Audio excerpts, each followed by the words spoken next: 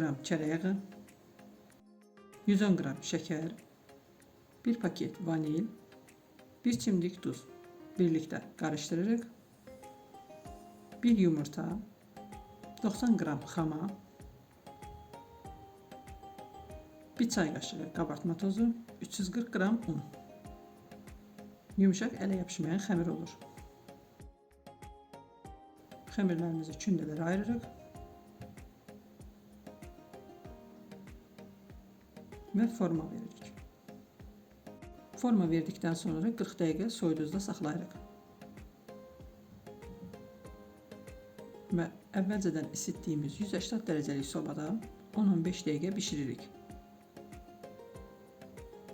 Soyuyan peçenyelərimizi ortasından oyuq açırıq.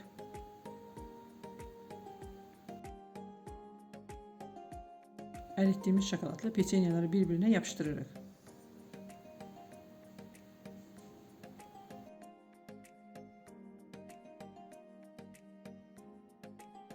Şokolata və çörək otuna batırıb forma veririk.